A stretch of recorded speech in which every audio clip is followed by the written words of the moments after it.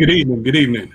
Welcome to the Positional Sports Talk Show Post, live streaming on Facebook Live, Twitch, our Positional Sports Talk Show YouTube channel. We are a sports talk show made for the fans, from the perspective of fans, presented by lifelong sports fans. We will provide our opinions and positions on the hottest topics in sports. My name is Big Reg, and I'm joined this evening by my partners in crime. How you doing this evening, J3? What's up, man? How you doing? What's going on? Everybody good? Good. We're good. We're good. We're good. We got the professor in the building. How you feeling this evening, Professor? It's a new year, y'all. New beginnings, new things happening. So praise the Lord. Let's get it. We're going to be rocking this year. We got Big Ed in the building. What's going on, Ed? How you feeling this evening? I really feel great. Glad to see everybody's face out there. Hey, B, nice to see you on board tonight. Just waiting to talk to sports. Excited about the new year. Let's get it. And we got special guests in the building. We got G back in the building with us. How you doing, G? Welcome back to the show. Thank you. Happy to be here. I'm doing well. Hey.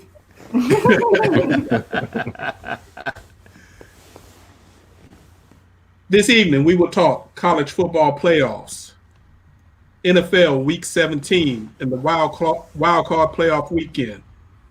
Our post takes, plus other topics that caught our attention, and of course, our final post of the evening. We appreciate your time, appreciate you tuning in, so sit back and relax and enjoy Post on the Positional Sports Talk Show channel. So, fellas, it is now 7:03. And the Heisman Trophy ceremony has officially started on ESPN. So before we get into the college football games, before the announcement is made, you've got 4 finalists. DeVonta Smith, senior wide receiver, University of Alabama. Mac Jones, redshirt junior quarterback, University of Alabama. Trevor Lawrence, junior quarterback, Clemson University, and Kyle Trask, redshirt senior quarterback, University of Florida. And just to throw it in so people know, the 5th place person was University of Alabama running back Najee Harris. Just saying. So, who do y'all think's going to win the Heisman in the next half hour, 40 minutes? It's got to be number 1, DeVonta Smith. It's got to be. No objections? I think it's going to be DeVonta. But I had some doubts this morning. I was thinking about this this morning. I was like, is there any way that they can deny DeVonta the Heisman? And I keep going back to they have turned this award purely into a quarterback award. In that case, I would believe Mac Jones would get it, quarterback out of Alabama. But I just don't. That's just a little doubt that's creeping up in the back of my mind. But I firmly believe that DeVonta is going to go ahead and take that trophy home tonight. I mean, he owns every record that Alabama receiver could actually possibly have, as well as many, if not all, of the SEC records. And you know how good that conference is. So I just see him getting it. Yeah, I mean, I just don't see how it could go any other way. Yeah, other than it's a quarterback award. But I think you said it all, Ed. I mean, all his stats, all his accolades, the things he's done on the field, and he passes the eye test. If you watched him play just one game, you saw how dynamic he has been, how explosive he is, and he'll be the first wide receiver since Desmond Howard. Wow. He deserves it. That'd be phenomenal. He deserves it. It definitely can't be Trevor Lawrence. He didn't even play all the games this year. So he I mean, yeah, you can list him on, you can have him on the list, but he shouldn't even be considered, in my opinion.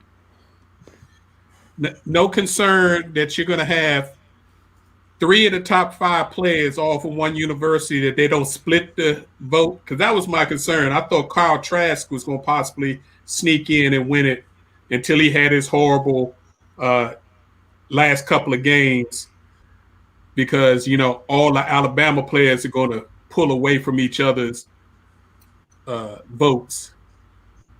Well, I mean, Mac Jones hasn't been playing all 4 years that he's been there, or all 5 years he's been there. So why would you even consider him when Devontae Smith been putting up numbers since day one? Mac Jones has had the second best year statistically that a quarterback's had, and the first best happened last year to the Heisman Trophy winner at LSU. So you and considering he put up those numbers with 1,000+ yard running back that scored 20+ touchdowns, I'm just saying I'm hoping it's Devontae, and I don't want to spend a whole bunch of time on this. We will find out shortly. What you got to say, Jay? Well, I mean, to your point about splitting the vote, I mean, I just don't understand how that could be. If you think that the 3 of the 5 best players in the entire college football roster are at one school, then they just happen to be at one school. It happens to be my alma mater, but it happens to be one school. And certainly one of them is deserving for sure. There should be no splitting. But I do hear your point about the other it being a quarterback award and there being Mac Jones being up there. But regardless, they're both deserving. I think they both had wonderful years. And, and we'll see what happens in 40 minutes. And I know we're getting off the subject, but one more thing on Devontae and why he's deserving, in my opinion, because if you think he actually had no true number one threat opposite him after Jalen Waddle went down against Tennessee in October, and defenses could easily slide everything they had towards his side, and he still dominated. So I just put that in there because I think that tells everything you need to know about how dominant this guy has been. Yeah. And if Devontae does win, he owes Jalen something. Yeah. Absolutely. All right, so let's talk about these games real quick.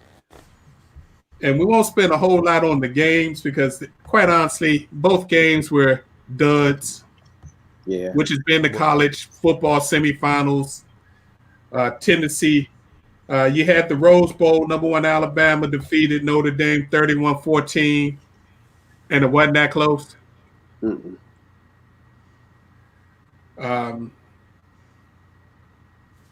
Ed, real quick, your highlights of the first game. Well, it like he said, it was basically a dud. I mean, Alabama raced out to a 21-7 lead. It was 14-0 before you blinked. And within those first 2 drives, everyone who was in America who was watching that game saw everything you needed to know, and already the outcome of the game was already determined. You saw Najee Harris, the star running back out of Alabama, leaping over people, grown men on the football field.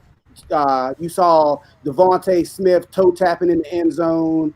You saw Mac Jones putting the ball exactly where it could possibly be put. No stretching needed. No. Outside of that, and then quite frankly, if you watch the game, I think Notre Dame had a really good game plan. They just didn't have the athletes, and that's not a knock against Notre Dame. It's just it's a different type of university. It's not they recruit a little. They have a couple challenges as far as recruiting is concerned. But their coach Kelly he's a good coach, and they just didn't have an opportunity. They didn't have a chance. They just don't have the depth and the athletes that Alabama does. So that's what I saw as far as that game is concerned. What did you guys observe? I know, Professor Jay, you're a Notre Dame fan. What did you see in the game? I mean, you pretty much said what I said leading up to the game. Yeah. It was my hope that they could make the game competitive and good and possibly sneak one, but the evaluation of Alabama as opposed to the evaluation of Notre Dame is dead on what you just said. They don't have the same type of dogs to be able to compete with the elite teams in the country. We saw it the couple of weeks before against Clemson. It's the same difference. So to argue that point, I mean, I can't, because they recruit, players that are a little bit under the radar, little less stars, in their recruitment. So when they play, the great coaching gets them there. But when they get to the point where they got to play big dogs in the top leagues around the country, it shows. What I say that needs to change is one, they need to permanently join a conference. If it's the ACC, fine. And they need to stop playing most of their games at home. They need to go on the road and play some of these tougher games against tougher opponents, and then they'll start to build up their mettle. But until that happens, man, they can run the table, but as soon as they get to the playoffs, it's usually a wrap. The only way I think Notre Dame will ever consistently compete on the top tier of NCAA football is the administration is going to have to ease up on their, and that's exactly that's Right. not I going to know happen. where you're going. Nope, it's not going to That's happen. not, and that's the situation they deal with. Stanford deals with. They're recruiting a different type of athlete Right. because they have to be able to get them to pass the academic requirements in order to get them into the school. It's not like Duke in basketball where you only have 12 to 15 guys. You talking about 90 people. It's just not enough 4 and 5 star players that they can get in with that academic acumen to keep them involved and get them into the university. So I think Notre Dame's doing a great job, and I think they got the right coach for the position. Mm-hmm. It's an interesting thing to say. I mean, he can't win the big games, but you keep your job for what? How They're long? a work in progress. Now? Yeah, it's been 10 years. They're a work Yeah. in progress. I mean, they've definitely gone in the right direction. Yeah, but they've gone in the right direction. Just like Big Red said, they're not getting the players that the high quality players that they want to have to produce a better record. And actually, he's meeting the expectations of the school. They don't really expect him to win a national title, but they're competitive. Yeah. They're making a playoff. They're winning 10 plus games every year. They're relevant. People continue to talk about them, so that makes them good. Let's talk about the other game, the Sugar Bowl, which is even more blowout. Yeah, Ohio State. How about the got Buckeyes? scale. Yeah, yeah. They wanted to prove a point all year. Ohio State in their weight room and in their meeting rooms on their monitors had the score from last year's college football semifinal up that Ohio State lost. So they already had grudge match coming, and then your boy Dabo added to it when he ranked them 11, and they put it on that behind. So I mean, Sir. Yes, sir. What y'all think of that game? Loved it. I believe I was the only one on this panel that said they was gonna win. Does that sound familiar? We knew you was going to bring that up. But I did say I was on the fence. I said I want Ohio State to win, but I had mixed feelings because I don't like a 6-7 win team making the playoff, but I can't stand that creamsicle team down in Clemson. So I'm glad they put it on. And Dabo running his mouth. Oh, I'm so glad. So glad. That dude's sermon, boy. I'm telling you, he the truth. If you remember when we were doing our picks, I said I had like my heart wanted Ohio State to win, but my mind kept telling me that Clemson was going to win. And the reason I had doubts about Ohio State was because of their body of work. They simply didn't play enough games. And I thought that because of the lack of experience, which could actually be a bonus, which I think it was in the end, because they were relatively fresh. Well, not relatively. They had 5 less games on their bodies. And in a lot of cases, some of them even less because of COVID. If you remember, Ohio State went through a horrible COVID situation earlier in this year. So a lot of those players didn't even get to the 6 games prior to this game. But I thought that as far as the physicality and the athletes, we all know if you follow the recruiting rankings, Ohio State, Clemson, Georgia, and Alabama, you could throw it up in the air as far as who usually comes in number 1, Alabama. But nevertheless, they're recruiting the exact same athlete, and so the end score didn't necessarily surprise me. I didn't know for a fact if Ohio State was in and championship game shape just yet. That was my only concern. It wasn't a physical thing, as we saw. I mean, they actually had better athletes than Clemson, if you really was objective about it. I'll chime in. Yeah, I thought it was a great game. I was surprised by the result. I think it's not just how many games Ohio State played. Ohio State didn't pass the eye test in the games that they did play. And it was very difficult for you to have any confidence that Justin Fields was going to show up in the big game. So I'm glad that he did and happy for him. Hope he got it out of his system. And I'm glad that they were able to avenge their loss from last year. What I like the most is that Mr. Fields really showed out and showed that he can play at an elite level, because the last couple of games he didn't look so great. And for him to really show out with that performance, I thought and with an injury at that, was just a phenomenal thing to really showcase his talents. And now, if you've all been paying attention, now there's chatter about him. Yeah, is Lawrence really that number one pick? Because if Fields comes out and he has another great performance, even in a loss against Alabama, I think that'll raise his stock a lot, because a lot of people will be looking at who played last. So since Lawrence is sitting at home now, then now Mr. Fields got a chance to really put himself out there. Now, y'all heard me a lot. I don't have any faith in Ohio State quarterbacks at the next level, but maybe he could be the one to kind of change the narrative. But what's funny about that narrative is last year in the college football playoffs, he was playing with an injury. He had an injured leg. Nobody talked about that. This year, the games that he had problems with, he had a bad thumb on his throwing hand. But no one talked about that. So he's been playing injured half of this season with a bad thumb on your throwing hand, which we know is going to affect your passing. And then that shot he took in the first half, that cheap shot, that spear, let's call it what it is, get speared in the back and get up and gut it out. If that was my child, I'd have walked down to the sideline and pulled him out the game. Because you have no idea if he had a broken rib, if he had a bruised kidney. That could have been a life-threatening injury, getting hit the way he got hit on that side. But he did what he had to do. Yeah, I immediately thought of Drew Brees when I saw that. Yeah. Getting back to your point, Professor Jay, as far as him closing the gap, or there being some debate about whether Lawrence would be going one or Fields or what have you.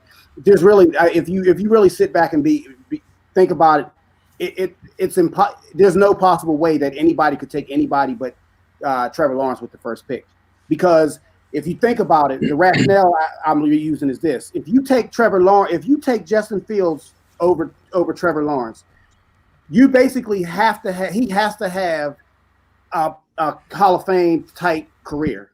He has to. If you take Justin Fields and he flops, and I mean, if you take Trevor Lawrence first and he flops, and Justin Fields still goes on to have a better career than him, and if you pick him like second, even though the guy who picked Trevor Lawrence would have made a critical mistake, the consensus would be on his side, because no one would have predicted that he would simply flop. It's like you can go back to Ed, why you dancing around the situation? I got to. You man. don't usually dance around the situation. We got a lot of fans. We got fans. Man. I can't be going in on. Come on now. Don't do me like that. Don't do me like that. Okay, I'm gonna leave it alone. But we know what the situation is. Yeah, on this show, we know. Prototypical quarterback model. And the other one is what the new and approved quarterback is, which is what we started talking about last year in the year of the black quarterback. So exactly. I'm gonna give you a perfect example of this happening recently. If you go back to the draft when Russell Wilson was the third and went in, I think the third round, was he? Yeah, he was a third round pick. The first pick of that draft was Andrew Luck. Right. But the can't miss kid. Andrew Luck is out of the league. He had a fairly decent career, but he can't compare to Russell Wilson. Even in his heyday, he wasn't as good as Russell Wilson. Let's be frank. In my opinion, he wasn't as good as Russell Wilson. Not now at that's all. just me, but the GM that in the Indianapolis, well, he's gone now because he couldn't build an offensive line. But he didn't get criticized for the pick. You see what I'm saying? He didn't get criticized. So that's just a most recent example of what I'm talking about. Yeah, don't even bring up Bill Polian because I'll always remember what he said about Lamar Jackson. Yeah. Yeah. Speaking about your boy Lamar, we're going to get into the NFL. The only quarterback ever to rush for 1,000 yards in consecutive years. The only quarterback ever to have 2,000-yard rushes, plus being the top 5 in passing and touchdowns over those 2 years. Mm-hmm. Yeah. Last thing on Ohio State, you mentioned it, that the running back Sherman, he's a grad transfer from Oklahoma. Mm-hmm. Yep. And he's been beasting the last 2 games. He finally figured out the system. So he's going to be a problem. So let's talk about the championship game. And for all you listeners out there, there is some chatter that the championship game could possibly be delayed. It's scheduled for this Monday, January 11th at 8 p.m., but Ohio State is currently going through continued COVID situations, and there's a report that the whole position group, either between COVID positive testing and contract tracing, might have to miss the game if it's played this Monday, and they might have to push it back. As of now, it's still on schedule, but we will have to see. But what do y'all think about the actual game whenever it's played? Because it's going to get played because it's national championship, too much money. Alabama, Ohio State. Well, it should go ahead and be delayed. If you have COVID issues, go ahead and let everybody be safe. Everybody wants to see a good game, so let everybody be healthy for the game. Delay it for a week or 2 if need be, and that way we can enjoy a good national championship. Especially if that's going to put Waddle back on the field. Right. That's the mixture right there. Yeah. I just want to say that I said the week that Jalen got hurt that I thought he was going to come back for the playoffs at some point. So happy to hear that he's doing well. His recovery is going well and that there's a chance he'll come back. I mean, it's also true. I think Ed said this earlier when we were speaking that this also will give Justin Fields an opportunity to heal as well, because we all know that there's something wrong. Ohio State won't confirm what the injury is, but we know that there's something wrong for sure. So hopefully everyone will have an opportunity to heal up. But I think we should also talk, if it does get pushed, and that's perfectly fine, but the Big 10, has changed the rules for COVID repeatedly to allow Ohio State to play and to get to this position. So it just doesn't really make sense that there wouldn't be some type of penalty. The game's going to get played, but some type of penalty. They could have had players on the field last week who were not properly quarantined because of the changing Big 10 rules. So that's something to look into for sure. So we've been talking about this all season long, Gianna. So this is really not nothing new to any of the viewers. Yeah. Y'all see what BJ said? Yes, it's Ohio thing. Browns. Hey, you know our position on that. We don't go there, but when a state has a certain leadership, they tend to follow that, and I'll just leave it at that. Mm-hmm. So when we get, go ahead. Obviously, real quick, I believe Alabama. First of all, with the Ohio State situation, I think Gianna summed it up. At every point in every turn of this particular season, the NCAA, the Big Ten, has made allowances to allow Ohio State to move forward, even though they have obviously been reckless as far as their protocols are concerned up in Columbus. So that's what I have on that. As far as the game is concerned, I just think that it's going to come down to I think the Big Three potentially can cancel themselves out. The Big Three for Alabama, obviously the 3 Heisman finalists, the top 5 within the top 5, Harris, Jones, and Smith. On the other side, you have Olave, Sermon, and Fields. both line of scrimmages appear stout. I think the defensive line for Ohio State is a little lacking as far as size, not necessarily talent, to match up with Bama. And I want to know if the coaching changes that Alabama has gone through, as far as the offensive coordinator being promoted to the Texas head coach, would be a distraction, as well as will the emotional high and then aftermath and media attention that Ohio State got from thumping Clemson. I can't say beating them, thumping Clemson. If that's going to be a little hangover, so it's going to be an interesting game. But I do believe that at the end of the day, that Alabama will prevail. Alabama. Short and sweet, huh? Yeah, short and sweet. I mean, Alabama probably win by at least 2 touchdowns. I don't think it's going to be a blowout, but I think it's going to be worth watching. Yeah, I think it's going to be a little closer than 2 touchdowns. Ohio State does have same kind of horses, like Ed said, that Alabama does.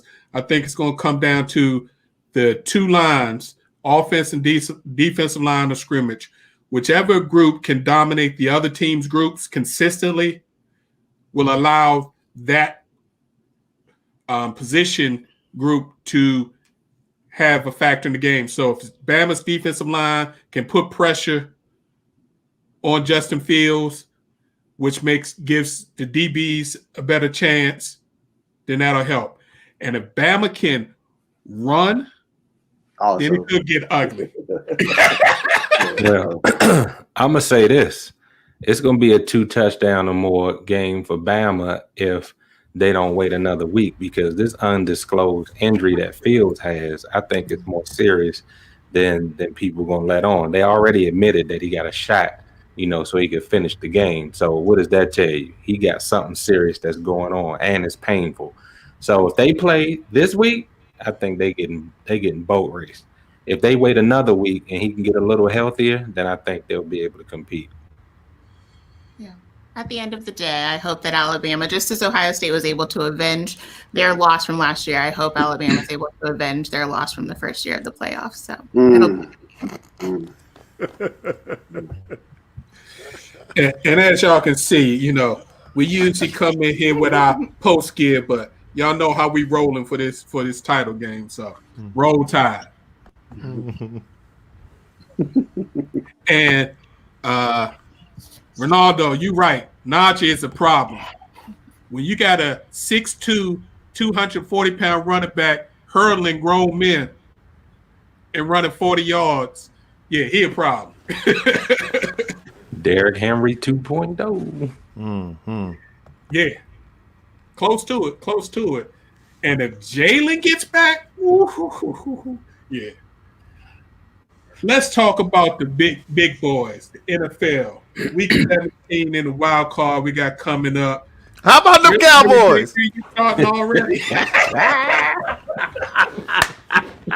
Before we get to the games, there are a couple of big injuries that may affect the wild card weekend. Rams QB Jared Goff, he had surgery on that right thumb on his throwing hand. He's still very questionable. It's iffy if he's going to be able to play in the first rounds. Bucs wide receiver Mike Evans hyperextended his knee. It looked a lot worse than what they say it is. They say he's day-to-day. I doubt if he'll play against Washington, but he might be available for the second round, considering that they more than likely will get to that next round. I want him to play. Bills wide receiver Cole Beasley is nursing a knee injury. He didn't play in week 17, so he might play in the first round. If not, he should be ready for the second round. The Browns. Before I get to the Browns, Saints wide receiver Michael Thomas is on track to come back from his ankle injury that they had him on IR. So they say he should be ready for the playoffs. Then we got to talk about the Browns. The Browns, you're talking about just having bad luck. Defensive end Olivier Vernon tore his Achilles against the Steelers in week 17. And then this COVID outbreak that they've been dealing with for now 2.5 weeks is getting worse. Now the head coach is COVID positive, and he gonna miss the game. Yeah. The head coach, plus 2 other coaches. They're gonna have a man calling plays ain't called a play since the Buffalo Bills miracle in 2009. Come on now. And then maybe some players. So the Browns caught a bad one. They got into the playoffs. Congratulations. You did something you haven't did in decades. One and Now done. you're going to take this L. One and done. As far as the NFL regular season leaders, I just want to give shout out before we get into the games for a few people. Quiet as is kept. Deshaun Watson had a monster year. He ended up leading the NFL in yardage, Yeah. 4,823 yards, and the highest yards per attempt at 8.9. Aaron Rodgers led the league in QB percentage, completion percentage, touchdowns 48, the least amount of interceptions for somebody to start at least 15 games, 5 INTs, QBR, and pass rating. King Henry did his thing again. He led the NFL in rushing attempts, 378, yards, 2,027, which made him the 5th person to get to the 2,000-yard mark, and he broke the Titans' single-season record, passing your boy Chris Jones, C2K. He also had the most carries over 20 yards, with 16 carries over 20 yards. So a big 250-pound running back has that breakaway speed, and he added 20 touchdowns. Pretty good year, huh? That's crazy. Wide receiver Stephon Diggs led the league with 127 receptions on 166 targets with 1,535 yards. Think it was pretty good for him to get away from Kirk. Your boy Devontae Adams led the league in touchdowns, 18 TDs, and 98.1 yards per game.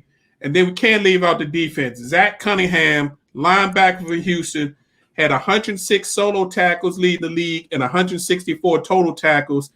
TJ Watt of the Steelers led the league in sacks with 15 and 26 tackles for loss. And Dolphins QB Xavier Howard had 10 interceptions and 20 passes defended. And last but not least, the special teams player of the year, Falcons kicker Young Ho Koo, led the NFL in points, 144 points with 37 field goals and 33 extra points. Excuse me, Big Reg. Yes, sir. Did not Mr. Jefferson break Randy Moss's rookie season record this year? And who was his quarterback? So, I mean, you keep ragging on Kirk Cousins like he wasn't the guy delivering the ball to Thielen and Mr. Jefferson this entire year. I mean, come on. You act like he's just a bum when this dude can actually play quarterback. He is in the top. I never said he's a bum. I just said he's an average Ed quarterback. always called it. Why you bring me in? Hey, why you bring me in? I'm saying, man, people always ragging on Kirk. The Vikings got way more problems than when Kirk, throw an interception or two. But he still spreads the ball around and gets that offense down the field. Can I ask you one question, Professor? And then we'll move on from Kirk.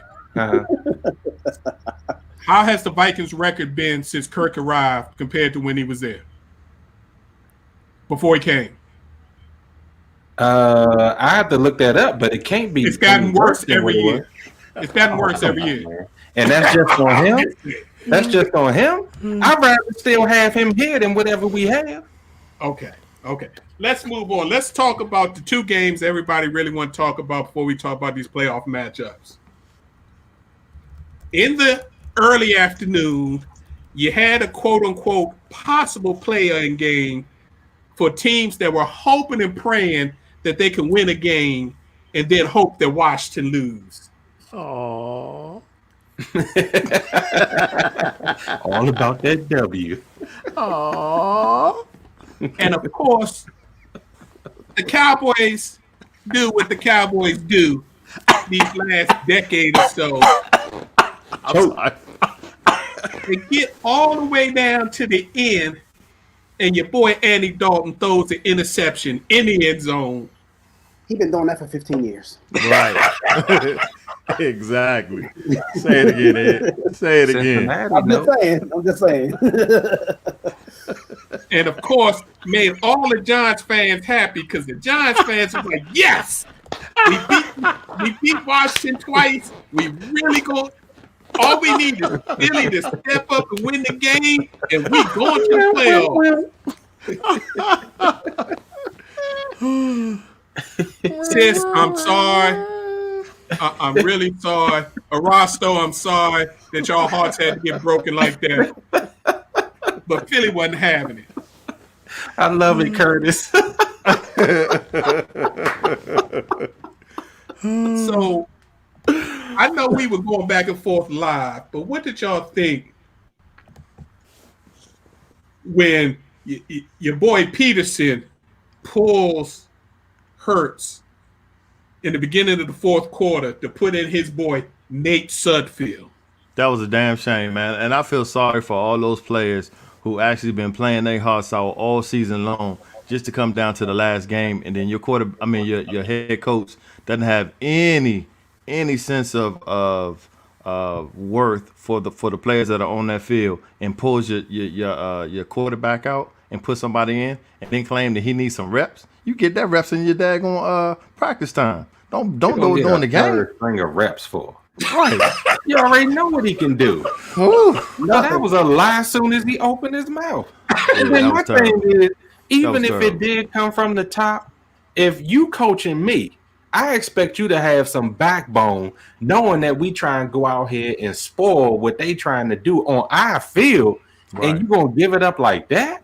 I mean, Right. come on, man. I can't respect that. And I mean, don't get me wrong. I'm glad the W pulled it off.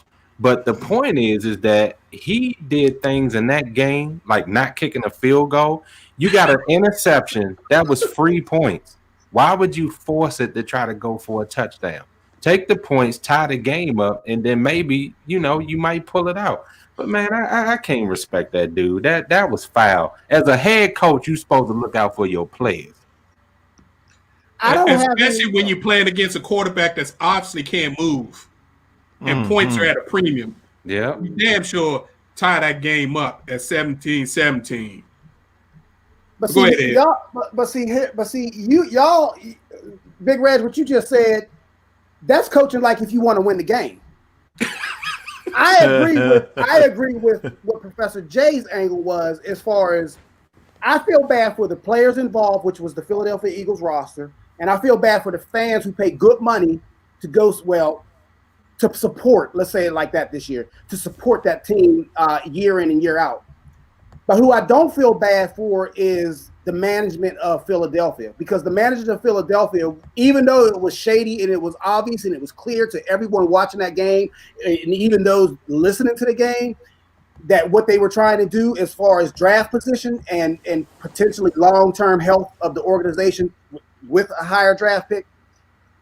But the only issue I really truly had for me is the lie that came out of Peterson's mouth afterwards, Right. and saying that for whatever reason he was trying to get the gentleman reps. Right.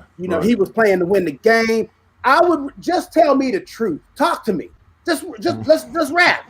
But you don't have to think look. I know we're in 2021 now, and I know we're coming off of several years of lying, of twisting the truth, of accepting idiot logic. I understand that's where we are right now as a nation. But don't come out and lie. Sports is supposed to be our safe haven. Don't lie to me and try to tell me that what I'm seeing ain't necessarily what I'm really seeing. Come on now. It doesn't add up. So, again, if Philadelphia's management wants to roll like that, let them roll like that. But to the players that play and sacrifice many things this year in order to get this season complete, it's not fair. And to the fans who pay good money to buy them jerseys when allowed to enter those stadiums, it's not fair. It wasn't right. And why would you do that to your young rookie quarterback too? I mean, that's demoralizing to be in a game, you trying to showcase your talents, trying to pull off a win, even if it doesn't send you to the postseason, you stop somebody else, and then right when you're in the midst of a battle, you pull them out. Come on. Yeah. But Well, go I ahead, G. think luckily that Jalen is securing himself, that he knows that he would have been fine in that game. He wanted to compete. You could see him on that sideline just disgusted with the entire situation. And honestly, that was a sign of a true leader, a true competitor. And that's someone you should want on your team and someone you should want out there representing you. The thing is, if I was a Philly fan, I'm not. I am a Jalen Hurts fan, so I will support the team in that way. But if I was a Philly fan, I would just be wondering, what are they going to go get at that number 6 spot that they couldn't have gotten at number 9? Right. Exactly. Exactly. What are they going to do with the draft pick 3 spots up? So questionable. Must be a heck of a draft board. Ooh. And my only problem is, if you're going to do this, and this was definitely a decision made before the game, tell the team. You ain't got to tell everybody else. And you can lie to us. I don't care. Tell the team. When your own team doesn't know what's going on, that's a problem for a coach. Because now they can't trust you whenever you say anything. Is it coming from you? Is it coming from the GM? Is it coming from the owner? They already got questions with the quarterback situation. So now you just made it worse with maybe none of them can come back.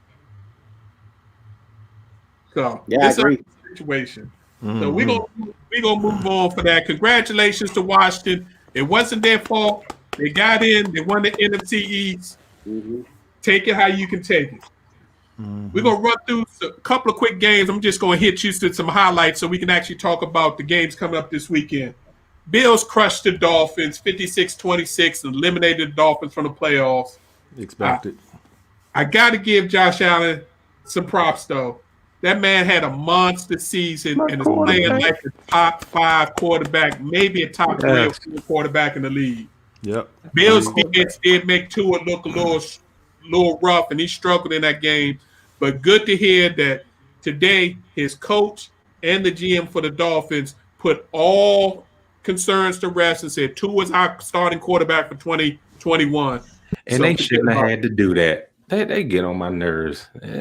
How many years Sam Darnold been playing? How many years Goff been playing? How many years Wentz been playing? This dude just got here, and all of a sudden they got to make a statement like that. See what I'm saying?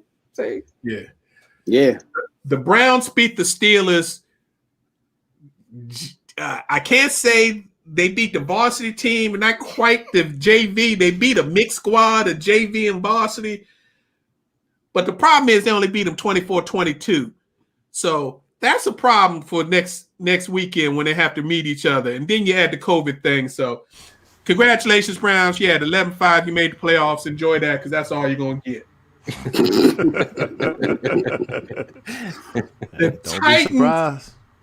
The Titans beat division rival Texans. This was actually a very good game, 41-38.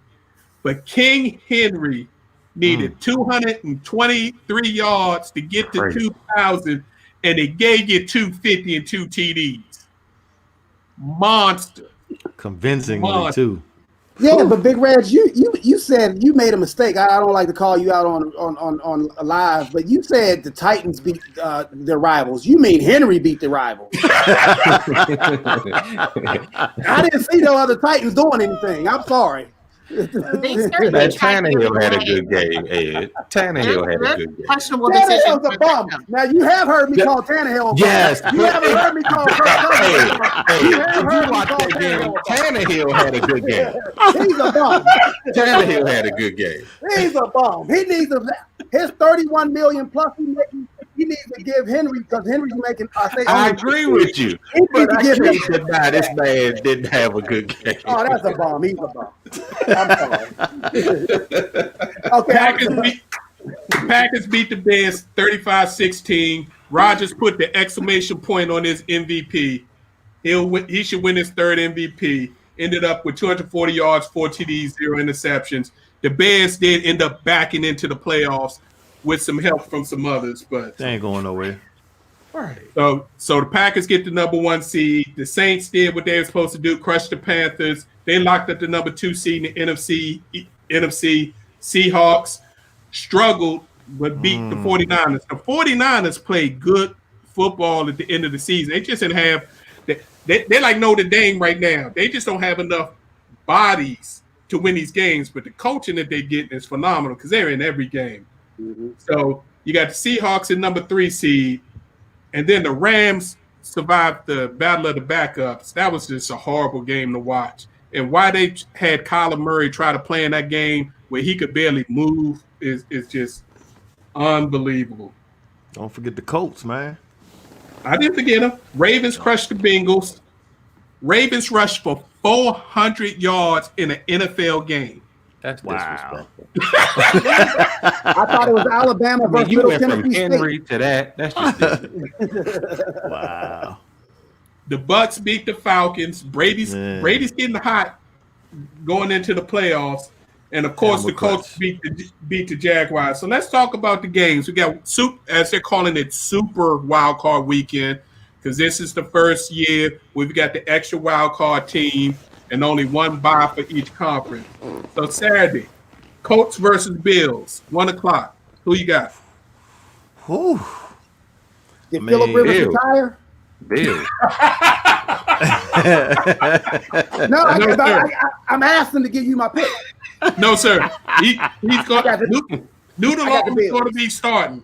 I got the Bills. Yeah, Okay. it's gonna be the Bills. I mean, as much as I would like to see the Colts take it, yeah, I don't see them on offense and or defense taking down Josh Allen like that. So yeah, definitely the Bills. Who you got, dude? I've got the Bills. Okay. Well, the Bills are the hottest team in the NFL right now, so we all got the Bills. Rams versus Seahawks Saturday, 4:40 p.m. Will Goff play? Can the Seahawks get their offense going? Who you got? Who? Seahawks, man. Russell, stop playing. Russ. That's gonna be an ugly game. But I gotta go with the Seahawks. That's gonna be the stinker of the weekend. But Seahawks. I'll go Rams just because I don't know. The Seahawks sometimes are unreliable. Oh my, you going lone wolf? Lone Wolf. She not going lone wolf. If Goff can play, Uh-oh. if Goff can play, the Rams have the better defense, and they have the DBs to shut down the wide receivers. And see, the Seahawks offense look horrible, horrible. So if Goff plays, Rams. If he doesn't play, Seahawks. It's a division game. That makes it even more That's gonna close. be an ugly, stinky game. It's gonna be like worth watching, that's for 13-6. sure. Let's talk about the nightcap for the local folks here in our area. You got the Bucks versus Washington. I go with AB. You go AB? Wow. Going with the Dubs. I go Chase Young. What's up? Yeah, I think that defense gonna turn Mr. Brady over 3 times. Bend them over a couple times. I hear some homerism going on here. Yeah, for sure. Well, I think he has a point. I mean, I think that if the Washington defense can score, then yes, then Washington has a chance. I don't know if the Washington offense can score is the issue. Sweat. Yeah, your boy was caught leaving the field talking about he want Tom, and he'll see him Saturday. So stakes are high, and they're talking about that they might interchange quarterbacks. Yeah. Because let's be honest, Alex Smith can't move. He's gutting it out, but I don't think he can make it through a game. So I like the Bucks, and quite honestly, I like the Bucks big. Is Heineke Taysom Hill? With one-legged Alex, they better leave him in that game. I don't know, man. Heineke did move the ball down the field. When He played, moved the so- ball in a prevent deep. Do we got to keep going through this? Y'all, all y'all out there that think Heineke did something, y'all roll with that. So yeah, I want him to start because, all right, man, I'm not even gonna argue. But Is Heineken our new sponsor? Somebody drinking, thinking that Yeah, dude will yeah. win a playoff Somebody game. who was out of he was out of the league for 2 years. He was taking grad school classes, and now y'all talking about he gonna win a playoff Hey, game. come on, man. Stop. I'll take Playoffs? Alex Smith, please. Thank you. Playoffs? Y'all talking playoffs? On Sunday, the first game is the monster game of the weekend for me. But he is a scrub. Ravens versus Titans, round 2. That's Ravens awesome. came in the last season, number 1 seed in the AFC, feeling good, home field advantage, and the Titans punched them right in the mouth with Derrick Henry, who rushed for 195 yards. Can Lamar and the fellas generate enough offense, not turn the ball over, and score enough? And can their defense either slow down King Henry, because you can't shut him down, or shut down Tannehill? Who you got? Well, if you wouldn't have brought Tannehill up, I would have been like, oh, it was down there. He will be on the field. I still think Tennessee will win because so if you compare it to last year and Tennessee made the trip to Baltimore, now you're reversing it. I think Baltimore was a little overconfident going into that game last year. I agree. Not only was Baltimore overconfident, the entire NFL, the entire city, the entire region, everybody was so overconfident that Baltimore was going to win that game. That was me. But Mike Vrabel, one of the rare coaches. Now he didn't actually coach with Belichick, but he came through that organization. He was one of the rare Belichick, so to speak, coaching tree coaches that actually knows how to coach. And I think that he's not going to allow his team, and I don't think his team will even allow themselves to be overconfident with the Ravens coming. Look, they know what the Ravens are going to do. Ravens going to bloody you. They want to come at you. They're going to come at you with the ball. Like you said, Big Reg, they're coming off of 400 yards rushing. And I believe they set an NFL record for rushing yards this year. Quietly. Again, quietly. So the only issue I have with this game as far as Baltimore side is Lamar, as much as I like him and appreciate Lamar, he will turn the ball over. For whatever reason, he will throw a pick. So I just think that if they don't blow out Tennessee, if it's within, say, 14 or less going into the fourth quarter, it's Tennessee's game. Because one thing we know about Tennessee, they are not going to stop running that horse. And I'm not no disrespect to Henry by calling him a horse, but they're not going to quit running and attaching their wagon to the train. So I just see Tennessee winning this game. I just see it. I think it's a revenge game in every sense of the word. I think with the Ravens really being, you say Buffalo is the hottest team, well, the Ravens got to be right behind them as far as how their offense has been playing. The defense hasn't looked too shabby, and the Titans have a tendency to lull themselves to sleep on offense sometimes. Sometimes they don't make great decisions, and if they stack the box and they can slow Henry down, and here's what I'll say, if you force Tannehill to throw more often than they would like, that's when he starts to make the mistakes. But when he plays on schedule because Henry is running well, then that's when he can make plays to Brown and them other boys in his offense. But I really think that the Ravens are going to stack that box. They're going to force Tannehill to make plays.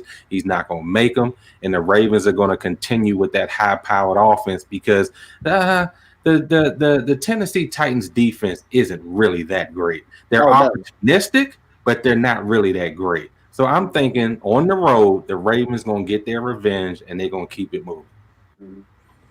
I think it has the outcome is going to be determined by the weather, and I truly believe that the worse the weather it is, the better off it's going to be for Tennessee. Again, if you have to rely on either quarterback's arm, I would rather rely on Tannehill's arm than I would Lamar Jackson. So, What? prediction, yes. Prediction, Yes. no more than 3 points. Who you got winning? I'm not saying. Oh, You gonna go like that? You're not gonna go like that. Oh, that's gone. That's gone.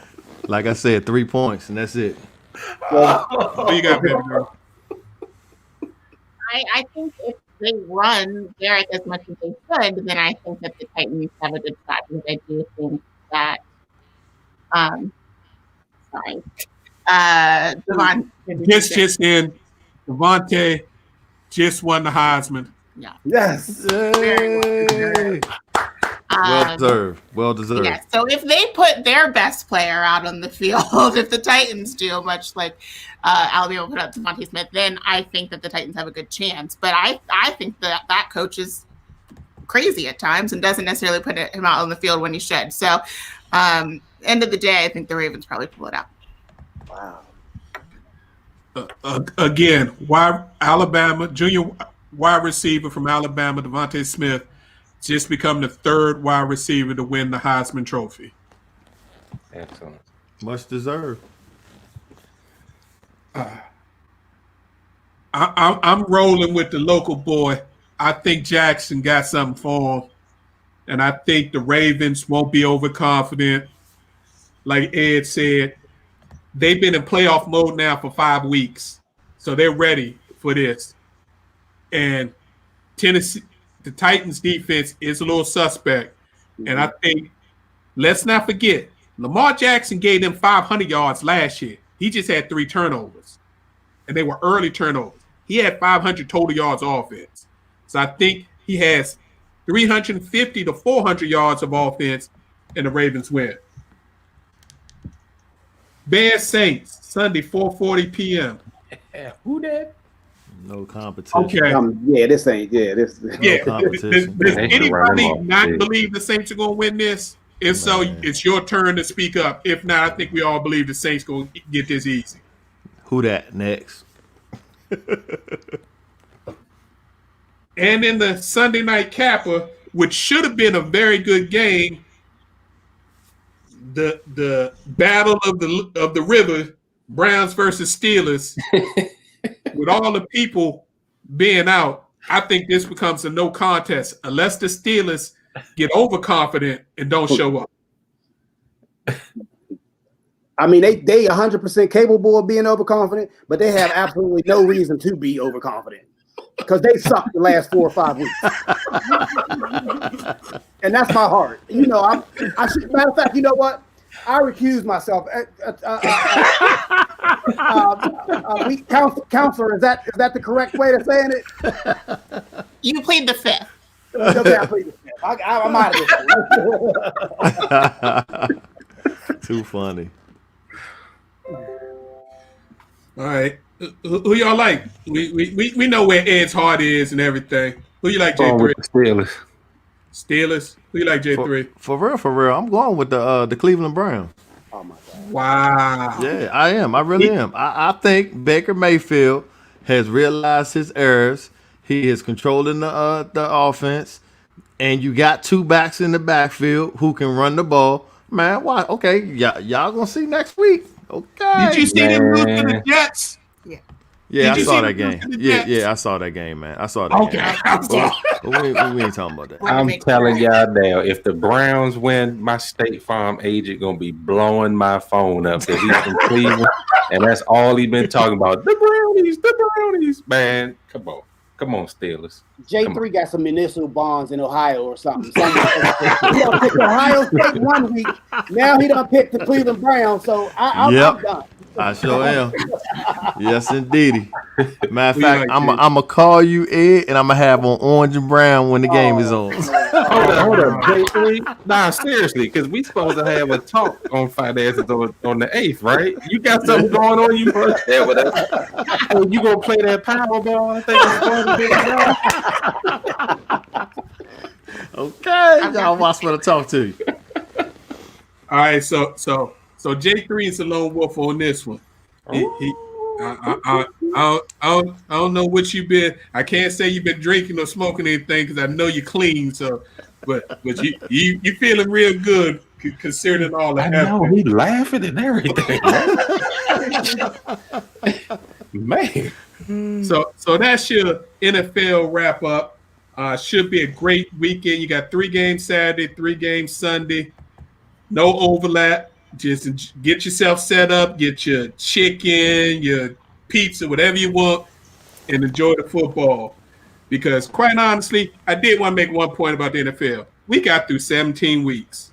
Yes. I remember Yeah. we didn't think Carolyn, we didn't think it was would even possible. start, and we definitely didn't think it would finish. So now we got through 17 weeks. So now they got to try to hopefully be able to make it through the playoffs and get the Super Bowl done.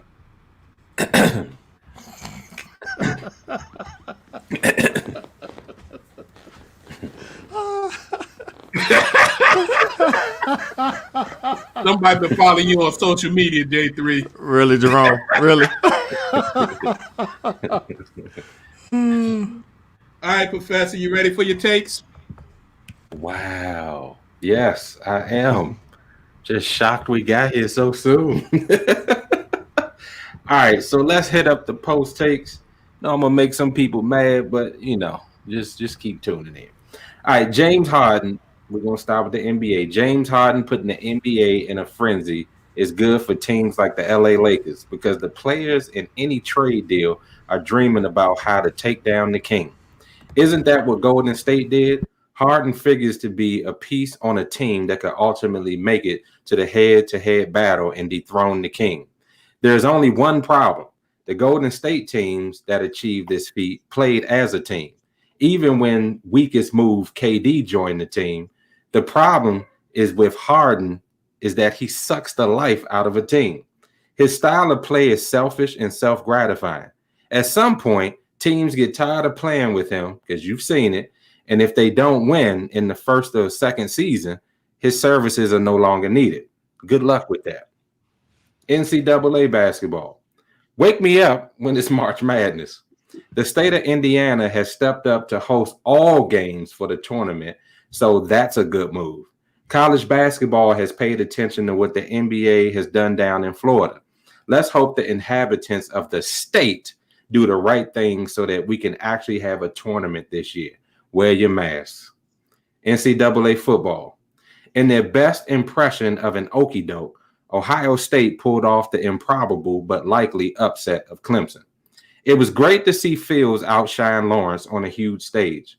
They also gave Dabo a heavy sermon on why it is not nice to be arrogant and cocky to your neighbor.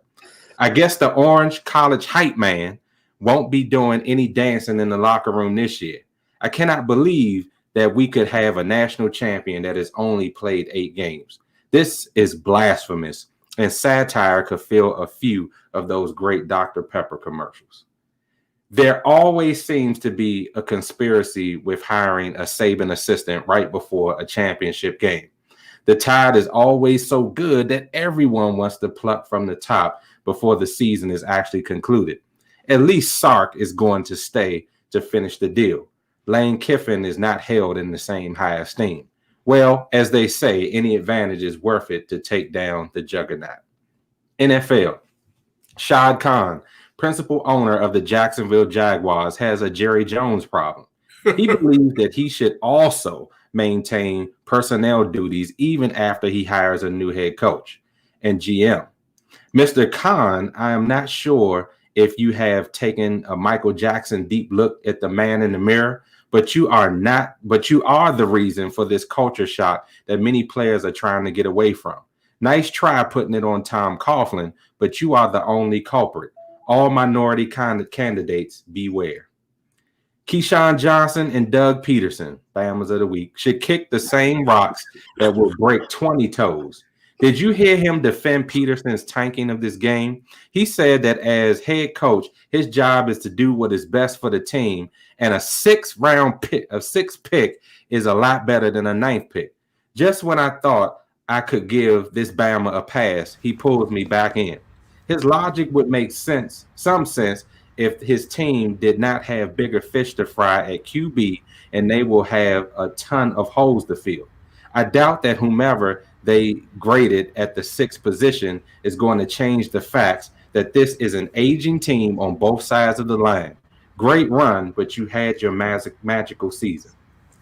So Josh Jacobs, sorry, Alabama fans, could not just enter the offseason on a high note after a thrilling victory against the Denver Broncos in Mile High.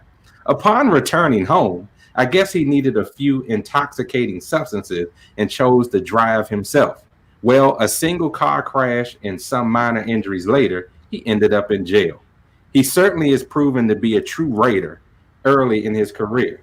For cats coming out of Alabama, I know watch your mouth now. Watch your mouth now. Being responsible men in that program. This is a perfect example of why the NFL needs to do more to help these players protect their most valuable asset, themselves. And that would be our post takes. I'm sorry, Big Reg, did you say something? You trying to defend your Alabama pride over there? Yes, sir. Yes, sir. Yes, sir.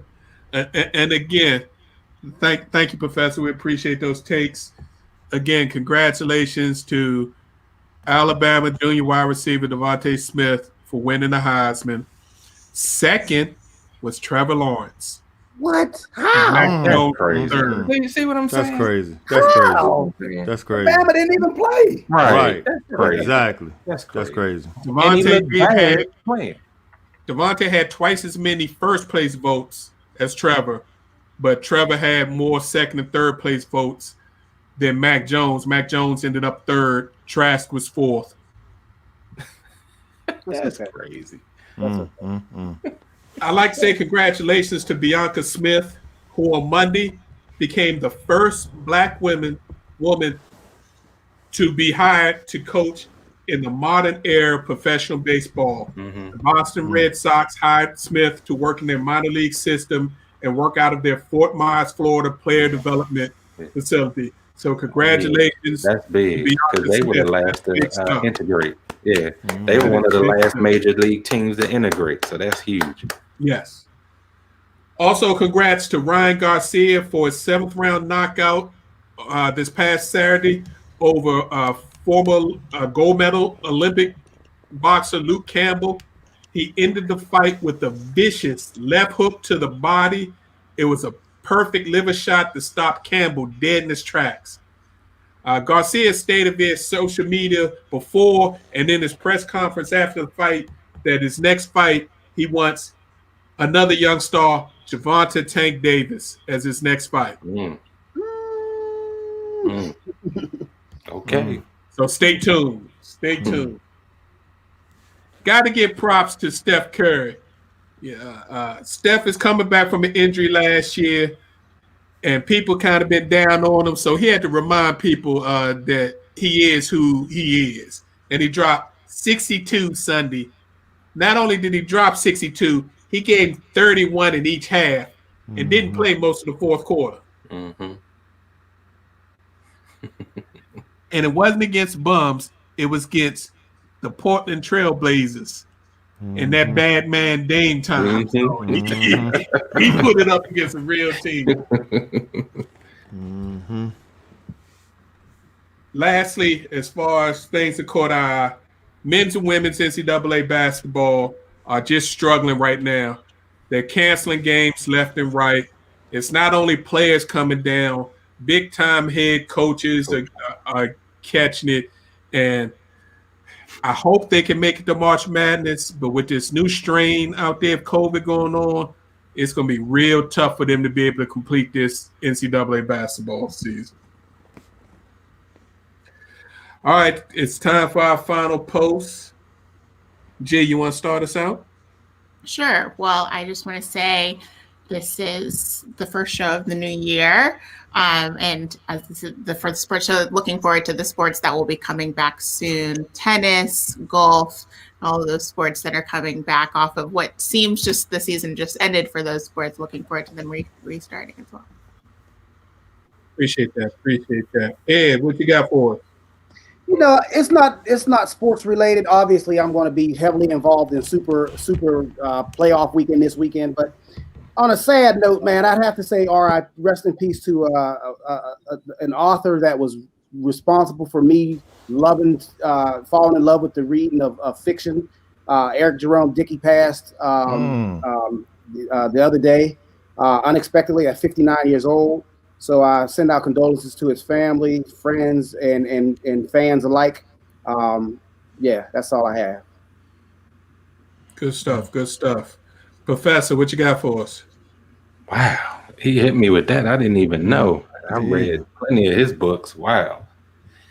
Yeah, rest in peace. On that note, the Pro Football Hall of Fame released their 15 modern era finalists, and I know everybody's going to talk about Peyton Manning and Charles Woodson, but I really want to give it up for that great linebacker that's now in heaven, Sam Mills. He played for the Saints and the Carolina Panthers. And when I tell you this dude at 5'6" or something like that was a wrecking ball in the middle. He could call a defense. He is a true deserving member of the Hall of Fame. And I just thank the people for really getting it right, the voters, because he should have really been in years ago. So I just want to thank them for finally putting Sam Mills in the Hall of Fame. Well, he still got to pass the final vote, right? Yeah, He's the I final. think he'll get there. I think he'll Okay. get there. I think this is his year. I hope so too. He was a heck of a player, and for his size, he redefined. He allowed smaller Right, players like to play London middle Fletcher. linebacker. Yeah. And later on, we got a small player, Ray Lewis, who ended up being one of the best middle linebackers ever to play the game. Mhm. J3, what you got for us? I want to give a shout out to Boston College. I think that's who the team that played basketball the other day while Boston wearing masks. University. Boston University. I'm sorry. I want to give a shout out to them because I think they're leading the way to where we should be going at with the COVID being still lingering on and getting worse. By them wearing masks during the game, they're really taking in consideration their players, and I think that's awesome. Yeah, they've really taken it serious. They've stated that if for all their home games, if the teams want to play, they've got to wear masks, and they will be wearing masks whether at home or on the road for the rest of the season. So shout out to Boston University. Mm-hmm. I'd just like to say thank goodness we're in 2021. I just hope and pray for everybody that 2021 can be a better year than 2020 was. 2020 was a struggle. We got through it, but there's still things that we have to deal with, still things we have to get through. The pandemic is getting worse, not better, even though there's 2 or 3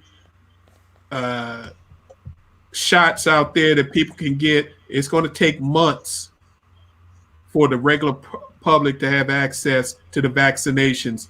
So don't slip up, stay diligent, wear your mask, social distance, and as much as possible throughout this winter, please just try to stay home.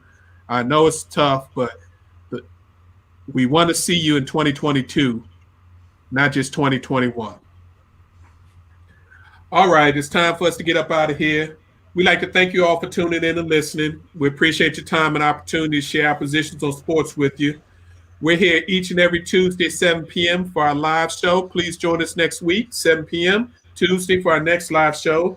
You can also download this show and previous shows via our Facebook page and our YouTube page, Positions on Sports Talk Show. You can also now listen to our shows throughout your favorite podcast platform. That's right. Posters come to the podcast near you. So if you don't have time to watch a video, just go to your favorite podcasting platform, look at Positions on Sports Talk Show, and you can catch our shows. And last week we introduced it. We're now on Twitter at Positions on SPO1. Yeah. So you can hit us up on Twitter. Let us know what you think about the show. We appreciate y'all if y'all give us some feedback. Again, thank you. We greatly appreciate each and every one of you. We enjoy doing this show. Please join us next week. If you check out one of our social media platforms, please like and subscribe. Subscriptions are free. We greatly appreciate that. It will help us out considerably. All right, fellas and ladies. Thank you for joining us, G. We appreciate you. Thank you. This Thank is you. the Traditional Sports Talk Show. We'll see you next week. Peace. See Happy ya. New Year. God bless.